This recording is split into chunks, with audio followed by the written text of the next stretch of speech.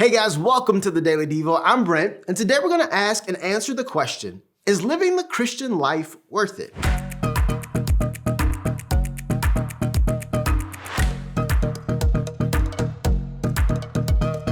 So in my late teens, I started to get really serious about my walk with Jesus.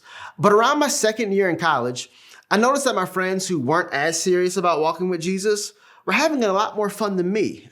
And for some, the type of fun they were having didn't necessarily line up with biblical truth. And unfortunately, I started to entertain this lie of the enemy that my call from God felt like a trap. Eventually, I discovered that my feelings couldn't be further from the truth. You see, my calling from God, which primarily was to be in a relationship with Him, wasn't a trap. It was an invitation to freedom. Freedom to find life and hope and peace and joy in Him. I want you to know that you have the exact same call, the exact same invitation. Now, here's the thing. This call, this invitation, it's going to require you to do what the Bible describes as dying to your sinful nature.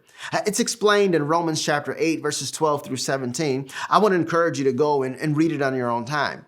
And because we're dying to our sinful nature, not having as much fun as everyone else, it's going to feel like we're suffering. But watch what Paul says in the 18th verse. He says, "Yet what we suffer now is nothing compared to the glory He will reveal to us later."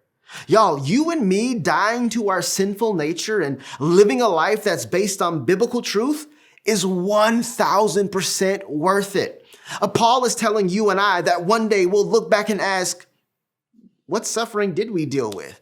You see, the suffering we face now, the dying to our flesh today, won't even compare to the future glory that's on the way.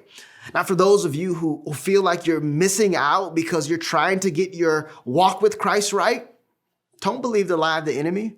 God's not trapping you. He's freeing you. And living the Christian life is 1,000% worth it.